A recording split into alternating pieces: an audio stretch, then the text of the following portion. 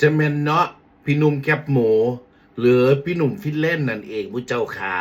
จะเป็นเนาะจะเป็นเนาะจะเป็นว่าจะเป็นว่าอ่านะพี่หนุ่มแคปหมูนะพวกกระไดโพดไว้ผู้เจ้าขานะผู้เจ้าขานะผู้เจ้าขาเออเจ้าภาพนะคะงานบ่ทันได้เล่นอยู่สิจ้างต่อแล้วว่าซั่นว่าบอกว่าให้เอาใบสัญญาไปนำเด้อสิเซ็นต่อว่าซั่นว่าสิจองสิจ้างต่อเลยว่าซ่านผู้เจ้าจะเป็นโพดจะเป็นโพดจะเป็นโพดนะฮะผู้บ่มากผู้อิจฉาผู้ยาบานฟินแลนด์อิจฉาโตเกียวมิวสิกหรือมันกัดแขวอยู่พวดละบัดนี้เด้อจะบ่กัดลิ้นตุยไปดิค่ะเว้านะสนุกเว้านัวหัวมวนนะคะฮักกันไว้ดีกว่าสั่งกันพี่น้องขาบุญวาสนามันแตกต่างกันเนาะวันนี้ผู้นี้ดังมือหน้าเจ้าของอัดกสิดังกระไดผู้เจ้าขามันมีขึ้นมีลงนะมูเจ้านะมันอยู่ที่ผลงาน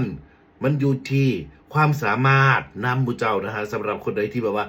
ยังทำไม่ถึงทำไม่สุดนะฮะกับเป็นกำลังใจให้กำลังใจนะคะแต่ที่เนียนๆนะฮะใครตกเกี่ยวมิวสิก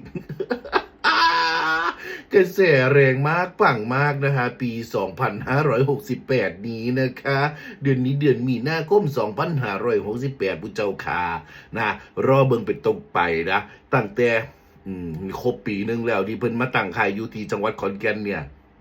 เห็นบ่มีแต่ปุ๊บขึ้นนะครับEP อันกุ้มปิดละครเพิ่น EP 43ที่ผ่านมาเห็นบ่คนเข้าไปเบิ่งเป็นหมื่นนะคนซื้อบัตรจองตั๋วซื้อตั๋วเข้าไปดูเป็นหมื่นนะคะบ่ธรรมดานะคะไม่มีแผ่วบ่มีลดนะฮะส่วนมากคนที่เขาทำอยู่ที่เราเคยเห็นเนาะมันก็สิมีแผ่วบางเพราะว่าบางทีมันก็ไม่เห็นสิ่งใหม่ๆมันบ่ล่ะแต่ผู้ใหญ่บ้านฟินแลนด์ทำออกมามันสำหรับหนูนะหนูมองว่ามันเจอสิ่งใหม่ๆมีเรื่องใหม่ๆมีเรื่องราวใหม่ๆขึ้นมาเรื่อยๆผู้เจ้าขานะมันเป็นลักษณะนั้นไปฟังกันเรื่องพี่หนุ่มแคบหมูนะฮะโรงงานผลิตแคบหมูพี่หนุ่มฟินแลนด์นะฮะเพจเพิ่นไปโพสต์ไว้ว่าเจ้าภาพทางซุมเพกระไดเนาะจะเมนใจฮ้อนคักยังบ่ได้เล่นอยู่แต่ว่ามือแรงเจ้าเอาใบสัญญามานำเด้อว่าซั่นนะคอยสิจ้างต่อเลยเดือนเมษาต่อ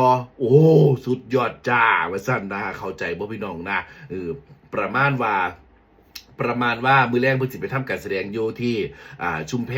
นะแต่ทางเจ้าภาพนี่ก็ใจฮ้อนก็เลยบอกให้เตรียมสัญญามาเลยเด้อสิจ้างต่อเดือนเมษาสิเส้นเลยเพิ่นว่าบุญเจ้า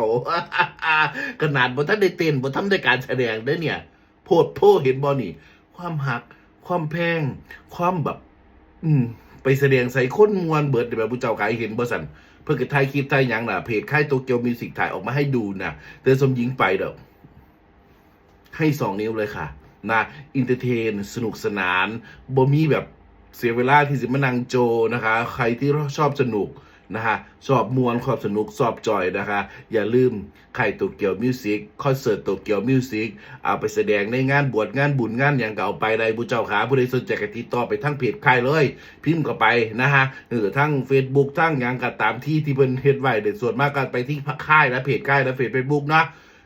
ค่ายเพลงโตเกียวมิวสิกเพิ่นสิมีเบอร์โทรผู้จัดการมีหยังให้นะคะนั่นแหละติดต่อไปเลยไปถามเพิ่นค่ะจะมื้อนั้นเท่านี้เท่าใดบ่ยากดอกค่ะทีมงานเพิ่นเว้าง่ายนะคะฝากไว้นำนะฮะโตเกียวมิวสิก